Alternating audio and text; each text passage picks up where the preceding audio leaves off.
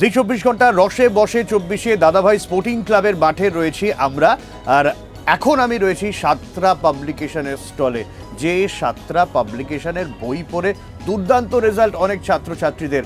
আর এই বইয়ে যার লেখা রয়েছে, যিনি বইয়ের মধ্যে দিয়ে ছাত্রদের পড়ান, পার্থ পণ্ডিত রয়েছেন আমাদের সঙ্গে।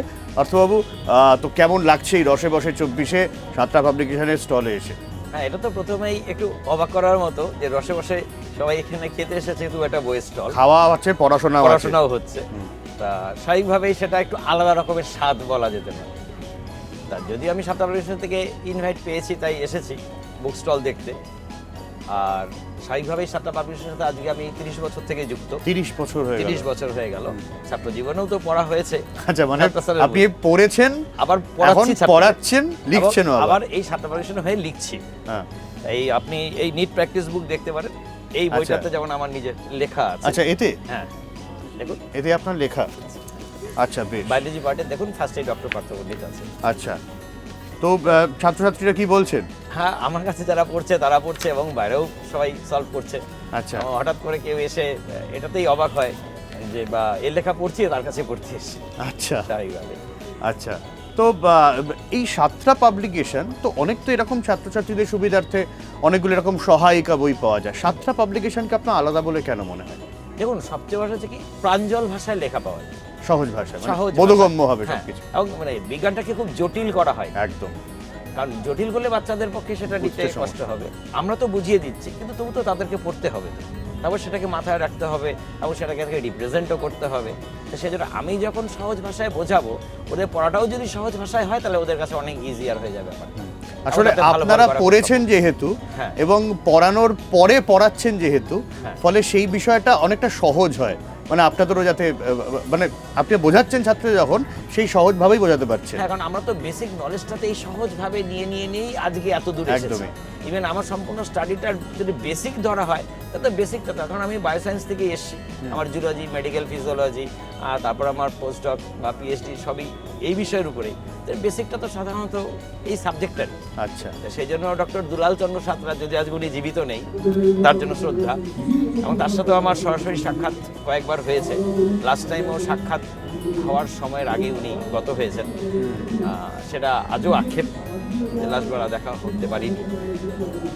সেই জন্য ওনার ভাষা আর ওনার সাথে সাক্ষাৎ, সামনে কথা হয়েছে, তো অমায়িক মানুষ, অমায়িক। আর যারা সাতরা পাবলিকেশনের বই এখন পড়াশোনা করছে, সেরকমও কিন্তু একজন রয়েছে আমাদের সঙ্গে। তোমার কি নাম? আমার নাম ঋদ্ধিমান। তুমি কোন ক্লাসে পড়ো? ক্লাস 9-এ। কোন স্কুল? আচ্ছা, তো ঋদ্ধিমানের কি সাতটার বই পড়া হয়? তো অন্যান্য পাবলিকেশনও তো তুমি একটু খুলে দেখেছো নিশ্চয়ই, নাড়াচাড়া করে দেখেছো। এই সাতটাকে এত ভালো লাগে কেন? সাতটাকে ভালো লাগে সেজন্য যে এটার মধ্যে খুব সহজ ভাষায় লেখা আছে, আমার পড়তে বুঝতে খুব সুবিধা হয়, মাইন্ডে রাখতেও খুব সুবিধা হয়। আচ্ছা, তুমি কি সব সাবজেক্টেই মোটামুটি সাতটা পাবলিকেশনকে ফলো করো? হ্যাঁ, মোটামুটি সব সাবজেক্টই। আচ্ছা, সহজভাবে সব কিছু লেখা থাকে। রেজাল্ট কেমন হচ্ছে পড়াশোনা করে? রেজাল্ট ভালো হচ্ছে। আচ্ছা, এই সাকসেসের রহস্যটা কি বলে আপনার মনে হয়? এই যে স্টুডেন্টরা সাতটা পাবলিকেশন ফলো করে যে সাকসেসটা পাচ্ছে, এটার কি রহস্য? তার পিছনে সবচেয়ে বড় কারণ হচ্ছে, যেহেতু খুব সহজ ভাষা জিনিসটাকে বোঝানো আছে, বাচ্চারা খুব তাড়াতাড়ি ক্যাচ করতে পারছে এবং খুব টু দ্য পয়েন্ট লেখা, এবং যারা অথর আছেন তারা খুব সুন্দরভাবে ব্যাপারটাকে রিপ্রেজেন্ট করছেন। আচ্ছা, স্বাভাবিক ছাত্ররা নিচ্ছেও সহজে, এবং যে স্কুলের টিচাররাই সেটা দেখুক না কেন, মানে কোন পাবলিকেশনের লেখা এটা দেখার দরকার নেই, সায়েন্সের লেখাটা তো টু দ্য পয়েন্ট হচ্ছে কিনা, এটা হচ্ছে বড় কথা। তাতে বৈজ্ঞানিক ভিত্তি বা সাইন্টিফিক অ্যান্সার হয়েছে কিনা। ইভেন আমি যেমন বায়োলজি টিচার, এদের ডায়াগ্রামগুলো থেকে টুকি সাইন্টিফিক। আচ্ছা, কারণ খাতাটা তো মাধ্যমিক উচ্চ মাধ্যমিকের সময় বাইরে কোনো টিচারের কাছে যান, তিনি তো জানবেন না যে বাচ্চারা কোন রাইটারে বই পড়েছে। তিনি দেখবেন যে ছবিটা সাইন্টিফিক হয়েছে কিনা, লেখাটা to the point and scientific হয়েছে কিনা, তার উপরেই মার্কস বসবে। কারণ একজন মাধ্যমিক উচ্চ মাধ্যমিক এক্সামিনার, তিনি কোনো বই খুলে খাতা চেক করেন বলে আমার মনে হয় না। একদম তার নলেজ থেকে চেক করবেন, তখন আমরা দেখবো যে এটা বাচ্চা কনসেপ্টটা ক্লিয়ার কিনা। এখন দেখবেন মাধ্যমিক উচ্চ মাধ্যমিকের প্রশ্নগুলো কিন্তু ডিটো সরাসরি বই থেকে যে তুলে দেওয়া তা হয় না। সেজন্য যদি কোনো বাচ্চা যদি মনে করেন নোট বই বা কোনো টিচারের দেওয়া শুধু পার্টিকুলার নোটের উপরে ডিপেন্ড করে পড়াশোনা করে, সেইটা তাহলে কিন্তু তার পক্ষে ভালো রেজাল্ট করা খুব একদমই এখানেই বোধহয় সাতরা পাবলিকেশন অন্যান্য পাবলিকেশন থেকে অনেকটা আলাদা। আমরা আরও কয়েকজনের সঙ্গে কথা বলে নেব, জেনে নেব সাতরা পাবলিকেশনের এই সাকসেসের এবং যারা পড়াশোনা করছে তাদের সাকসেসের রহস্যটা কি। জি 24 ঘন্টা রসে বসে 24-এ দাদাভাই স্পোর্টিং ক্লাবের মাঠে রয়েছি আমরা, আর সাতরা পাবলিকেশনের স্টলে বসেই কথা হচ্ছিল এবং আমাদের সঙ্গে রয়েছেন অপূর্ব মণ্ডল, সাতরা পাবলিকেশনেরই পরিবারের একজন সদস্য। অপূর্ববাবু, এই রসে বসে 24-এ চারিদিকে খাওয়ার স্টল, মধ্যিখানে পড়াশোনা, কিন্তু ওখানেও কিন্তু খুব ভিড়। বিষয়টা খুবই নতুনত্ব ব্যাপার আর কি। এতদিন আমরা সবাই জেনে এসেছি যে খাবারের স্টলে বইমেলার মধ্যে বুক ফেয়ারের মধ্যে বইমেলা হয়, বা বুক ফেয়ারের মধ্যে খাবারের স্টল বসে। এখন দেখছি ঠিক উল্টোটাই হয়েছে, কিন্তু খুব ইন্টারেস্টিং। খাবারের মেলার মধ্যে খাবারের মেলার মধ্যে বইয়ের মেলা, বিষয়টা খুবই ইন্টারেস্টিং এবং আমরা সবাই খুব এনজয় করছি। প্রচুর মানুষ আসছে, অনেক স্যাররাও আসছে এবং তারা আমাদের ফিডব্যাক দিচ্ছে। তারা খুবই ভালো লাগছে তাদের ব্যাপারটা। অনেক স্টুডেন্ট আসছে, এমন অনেক গার্জেন আসছে যারা নিজেরা সাতটার বই পড়ে এসছে ছোটোবেলায়, আজকে তাদের ছেলেমেয়েরা এসছে সেই সাতটাই এই সাতটা, এই যে একটা বিষয়, এটাতে আমরা খুব আনন্দ করছি। এবং জি 24 ঘন্টাকে অসংখ্য ধন্যবাদ যে এরকম একটা প্রোগ্রাম অ্যারেঞ্জ করার জন্য, আমাদের সবাইকে সুযোগ দেওয়ার জন্য। আমরা সবাই চাই যে সাতটা আগামী দিনে আরও বড় হোক। সবাইকে অসংখ্য অসংখ্য ধন্যবাদ। কোথাও গিয়ে এটাই হয়তো সাফল্যের রহস্য সাতরা পাবলিকেশনের, সেই কারণে আজও এতগুলো বছর ধরেও ছাত্রছাত্রী হোক বা অভিভাবক এবং অবশ্যই স্যারেদের প্রিয় সাতরা পাবলিকেশন। আপাতত এই পর্যন্তই, দেখতে থাকুন জি 24 ঘন্টা। জি 24 ঘন্টা, আমি সব্যসাচী আপনাদের সঙ্গে। আর সদ্য শিলিগুড়ির দাদাভাই স্পোর্টিং ক্লাবের মাঠে হয়ে গেল রসে বসে 24-এ। আর এই রসে বসে 24-এর হেলথ পার্টনার ছিলেন নিউ লাইফ ফার্টিলিটি সেন্টার। আমরা নিউ লাইফ ফার্টিলিটি সেন্টারের শিলিগুড়ির যে ব্রাঞ্চ রয়েছে সেখানে রয়েছি এবং আমাদের সঙ্গে রয়েছে, তার সঙ্গে একটু আলাপ করে দিই, ডক্টর শেফালি বানসাল মাধব। ডক্টর মাধব, রসে বসে 24-এ তো হয়ে গেল, প্রচুর মানুষ খাওয়া দাওয়া করেছেন, সেখানে আপনাদের হেলথ ক্যাম্প ছিল, একটু ওই বিষয়ে আসবো। তবে তার আগে একটু জেনে নেবো যারা জি 24 ঘন্টা এই মুহূর্তে দেখছেন, এই যদি হেলদি লাইফ একটা লিড করতে হয়, প্রচুর চেঞ্জেস এসে গেছে এখন, ফাস্ট লাইফ, কাজের প্রেশার, কি কি করতে হবে, কি কি করা উচিত, যেগুলো আমরা করছি না। আমরা সবাই জানি যে ফর অল এজ গ্রুপস, বাচ্চাগুলো, young adults, elderly, male female, সবার জন্য হেলথ একটি খুবই ইম্পর্টেন্ট বিষয়। হেলথের মেইন হয় ডায়েট। তো ডায়েট একটি খুবই ইম্পর্টেন্ট ক্রাইটেরিয়া, যেখানে আমরা সবই সময় স্ট্রেস দিই, আমরা পেশেন্টকেও স্ট্রেস দিই যে হেলদি লাইফস্টাইল এবং হেলদি ডায়েট খুব ইম্পর্টেন্ট। সেটা বেশিরভাগ কেউ করে না। হ্যাঁ, করে না, মানে খুবই ডিফিকাল্ট, কিন্তু এটা খুব ইম্পর্টেন্ট। তো healthy diet means eating fresh fruit, vegetable, avoiding fast food, junk food, খুব বেশি ফ্রাইড ফুড, সফট ড্রিঙ্কস। তো সফট ড্রিঙ্কসটা একটু অ্যাভয়েড করা উচিত। তো তার সঙ্গে সঙ্গে একটা হেলদি লাইফস্টাইল মিনস একটা রেগুলার ফিজিক্যাল এক্সারসাইজ, সেটাও খুব ইম্পর্টেন্ট। 45 মিনিটস এক্সারসাইজ যদি ডেইলি করা, সেটা উচিত। যে হো, ওয়াকিং হো, রানিং হো, সাইক্লিং হো, জিম হো, মানে বাড়িতেই এক্সারসাইজ করা যায়। আর এই রসে বসে 24-এর ক্যাম্পে তো একটা হেলথ ক্যাম্প হয়ে গেল, এই হেলথ ক্যাম্পে অনেকে হেলথ চেক আপ করেছেন, ট্রেন্ডটা কি দেখলেন? আমরা দেখছি যে বেশি পপুলেশনে এখন সুগার, তারপরে ব্লাড প্রেশার, তারপরে ওবেসিটি, এই তিনটি মেন আমরা দেখছি যে চলে এসছে। ফিমেল হো মেল হো, ওখানে তো আমরা ব্লাড প্রেশার মেশিন রেখেছিলাম, তারপরে সুগার মনিটরিং রেখেছিলাম, তারপরে হেলথ অ্যাওয়ারনেস এর জন্য এটা অনেকে তো জানেনও না যেটা সুগার আছে, অনেক হয়তো পেশেন্ট জানি না, ডায়াগনোজ হয়েছিল যে সুগার পেশেন্ট আছে, ফার্স্ট টাইম জানলে যে সুগার আছে। তারপরে আমরা ইনফার্টিলিটি সেন্টার যেখানে আমরা কাজ করি, ওখানেও আমরা দেখি যে পিসিওডি পেশেন্ট আছে, যেখানে ওয়েট গেইনের সমস্যা আছে, ওই পেশেন্টে পিরিয়ডস গুলো সমস্যা থাকে। তো ইভেন ইন ইনফার্টিলিটি পেশেন্ট আমরা দেখি যে ব্লাড প্রেশার, সুগার, ওবেসিটি, এই তিনটে যে মেইন কারণ যে আছে, এটা অল ডায়েট রিলেটেড। মানে ইনফার্টিলিটির জন্য এই আনহেলদি লাইফস্টাইলটা একটা কজ, ইম্পর্টেন্ট। স্ট্রেস, তারপরে আনহেলদি লাইফস্টাইল, তার সঙ্গে সঙ্গে মেল পার্টনারের জন্য স্মোকিং এবং অ্যালকোহল, এই দুটি খুবই মেন ইম্পর্টেন্ট আমরা নোটিস কি। যারা মোটামুটি রসে বসে 24-তে এসেছিলেন, সেখানে আমাদের হেলথ ক্যাম্প ছিল, আর এখন যারা জি 24 ঘন্টা দেখছেন, তাদের জন্য আপনার কি অ্যাডভাইস থাকবে? আমি সবই সময় অ্যাডভাইস করি পেশেন্টগুলোকে, ইভেন যে ফ্যামিলি মেম্বার্স থাকে, যে ফ্রেন্ডসগুলো থাকে, যে হেলদি লাইফস্টাইল এটা মানে কখনই শুরু করা যায়, ইয়াং এজে শুরু করা যায়। এখন অবধি যদি আপনি না শুরু করেছেন, এখন নিউ ইয়ার চলে এসছে, নতুন বর্ষ চলে এসছে, 2024 চলে এসছে, এখন স্টার্ট করা উচিত নিজের জন্য, নিজের ফ্যামিলির জন্য, নিজের বাচ্চাগুলোর জন্য, প্যারেন্টসের জন্য। সবই সময় একটা হেলদি লাইফস্টাইল মেনটেন করা উচিত। ডায়েটে ফোকাস করুন, রেগুলার ফিজিক্যাল এক্সারসাইজ করুন, স্মোকিং, অ্যালকোহল বাদ দিতে হবে। একদমই, অনেক ধন্যবাদ, thank you ma'am. Thank you. New life fertility সেন্টারে রয়েছি আমরা শিলিগুড়ি ব্রাঞ্চে, কিন্তু কি কি কাজ হয় এখানে, কি কি সার্ভিস, কি কি পরিষেবা পাওয়া যায় সেই সম্পর্কে একটু জানাশোনা হোক। আমাদের সঙ্গে রয়েছেন ডক্টর প্রসেনজিৎ কুমার রয়, নিউ লাইফ ফার্টিলিটি সেন্টার, রসে বসে 24-এর হেলথ পার্টনার। তো আপনারা সেখানে ছিলেন, সেখানে মেডিকেল ক্যাম্পস ছিল, হেলথ ক্যাম্পস ছিল আপনাদের, কেমন লাগলো গোটা বিষয়টা? রসে বসে কনসেপ্টটা খুবই ভালো একটা কনসেপ্ট। এখানে সবকিছু আর কি নিয়ে আর কি 24 ঘন্টা আর কি এসছে, লাইফস্টাইল নিয়ে, ফুড নিয়ে, যাতে লোকজন আসে আর কি এই জায়গাটা। তারপরে তাদেরকে আমাদের যে পার্টিসিপেশন ছিল, তো সেখানে যারা এসেছিল তাদের ব্লাড প্রেশার, সুগার, তার লাইফস্টাইল নিয়ে ডিসকাশন করা, মানে কি কি করলে ভালো হয় এগুলোও আমরা সচেতনতা করেছি। যেটা আমরা বলছি যে সচেতনতাটা হচ্ছে মেন। মানে খাওয়ার সাথে দাওয়া দুটোই হয়েছে, খাওয়া দাওয়া সবই হয়েছে, দুটোই হয়েছে, এক্স্যাক্টলি। ডক্টর রয়, একটু জানতে চাইবো এই নিউ লাইফ ফার্টিলিটি সেন্টার ঠিক কি কি সার্ভিসেস এখানে পাওয়া যায়, কি কি পরিষেবা পেতে পারি? দেখুন, এটা new life fertility centre is not just like IVF centre. আচ্ছা। তো ফার্টিলিটি সেন্টার মানে হচ্ছে এখানে যেসব কাপলরা আসেন, ইনফার্টাইল কাপলরা আসেন, তাদেরকে সমস্ত রকমের ফার্টিলিটি সার্ভিস আমরা দিয়ে থাকি। আচ্ছা, একটু ডিফারেন্সটা বুঝতে চাইবো। ডিফারেন্সটা এটাই হচ্ছে, যেরকম আইভিএফ সেন্টার যদি বলা হয় সেখানে শুধু আইভিএফ স্পেসিফিক কাজটাই করা হয়। ফার্টিলিটি সেন্টার মানে আমরা প্রথম থেকে চালু করি, মানে পেশেন্টকে প্রথমে এলো, কাপলদের আসতে বলা হয়, তাদের ইভালুয়েশন হয়। মনে করুন কোনো কাপল 1 বছর 2 বছর ট্রাই করছে, তাদেরকে প্রথমেই আমরা বলে দেবো যে আইভিএফ সেরকম নয়, তাদেরকে আমরা ওষুধ দেবো, তাদেরকে নর্মাল ট্রাই করতে বলবো। আচ্ছা। যদি না হয় তারপরে আমরা তারপর মানে এটা লাস্ট অপশন?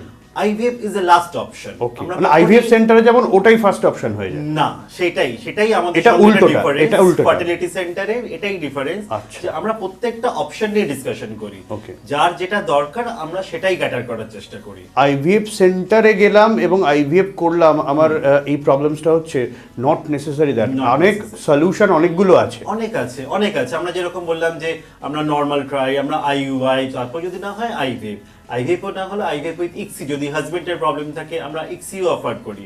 আচ্ছা। এছাড়া যেসব অ্যাডভান্স যেসব ট্রিটমেন্ট যেগুলো হয়ে থাকে এখন সারা পৃথিবীতে যেগুলো হয়, everything is available, like laser hatching, blastocyst transfer, তারপরে পিজিএস। মনে করুন কোনো একটা জেনেটিক ডিজিজ তাদের ফ্যামিলিতে রান করছে, তো চায় না যে তার নেক্সট যে জেনারেশন হোক তার মধ্যে সেটা যেমন এখানে থ্যালাসেমিয়া খুবই প্রিভ্যালেন্ট। থ্যালাসেমিয়া বলে যে ব্লাডের ডিজিজ আছে, আপনারা জানেন যে থ্যালাসেমিয়া একবার কেউ যদি হয়ে যায় তো তার ইউজুয়ালি লাইফ অ্যারাউন্ড 20-30 ইয়ার্স তাকে ব্লাড ট্রান্সফিউশন নিয়ে থাকতে হয়। তো সেটা আমরা কেউই চাই না যে কোনো বাচ্চার মধ্যে থ্যালাসেমিয়া আসুক। এবার মা বাবার হয়তো দুজনেই থ্যালাসেমিয়া কেরিয়ার, তো আমরা কি করব, তাদের যখন আমরা আইভিএফ করব তাদের যে ভ্রূণ তৈরি হবে সেটা আমরা বায়োপসি করে দেখে নেব। তো বায়োপসি করে যদি সেটা এফেক্টেড থাকে সেটাকে আমরা ট্রান্সফার করব। মানে আমার সন্তানের ভবিষ্যতের কথা ভেবেও আমার এখানে আসা যায়, এই একটা মিসকনসেপশন খুব ভালো ক্লিয়ার হলো।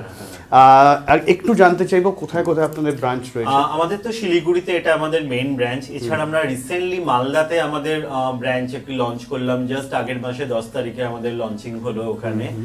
এছাড়া কুচবিহার রিজিয়নে আমরা আইইউআই সেন্টার চালু করেছি। একটু যারা জি 24 ঘন্টা দেখছেন তাদের জন্য আপনার মেসেজ?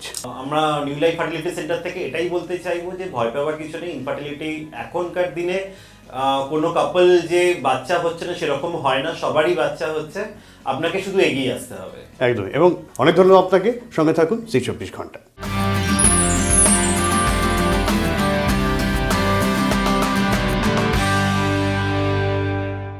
সদ্য শেষ হলো জি 24 ঘন্টার রসে বসে 24-এ, 12 থেকে 14 জানুয়ারি।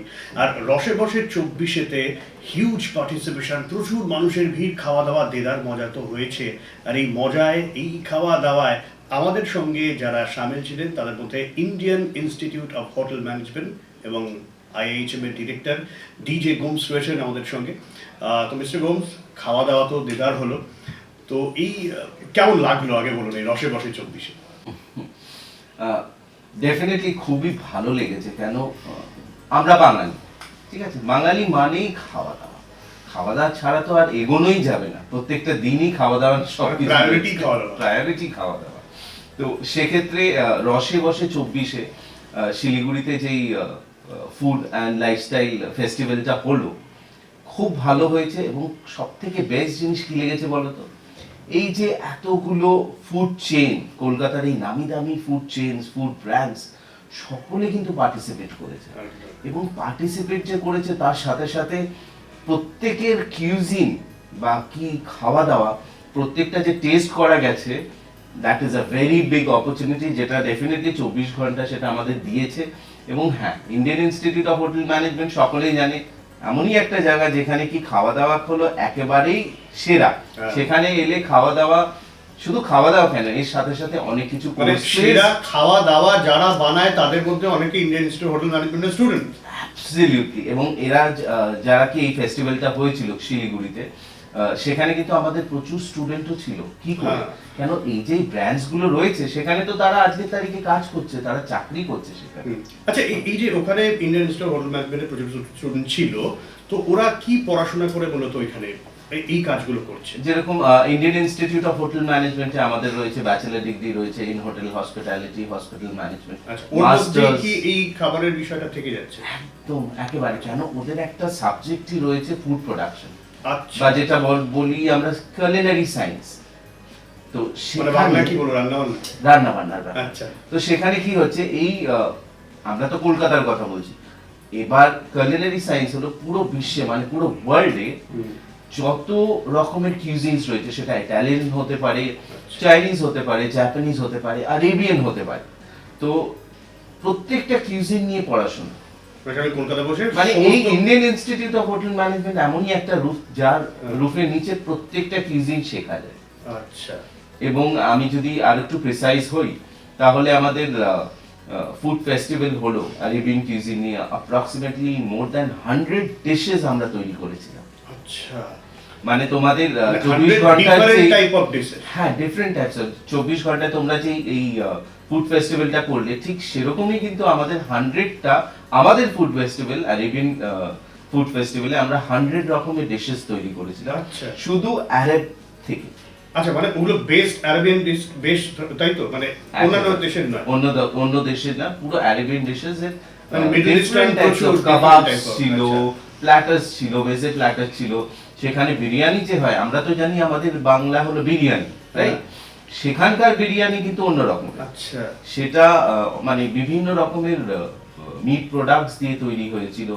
সেখানে আমরা কোয়েল মিট ইউজ করেছিলাম, আচ্ছা। ডাকস, চিকেন, এগুলো তো নর্মাল, বাট কিছু কিছু স্পেশালিটি রয়েছে, সেইগুলোতে কিন্তু আমরা এমফেসিস করে এই আরেবিয়ান ফুড ফেস্টিভ্যাল যেটা আছে একেবারে সুন্দর করে দাঁড় তো করিয়েছি। এইটা হচ্ছে হোটেল অ্যান্ড হসপিটালিটি ম্যানেজমেন্ট বলতে আমি কালদিনারি সায়েন্স পেয়ে যাচ্ছি।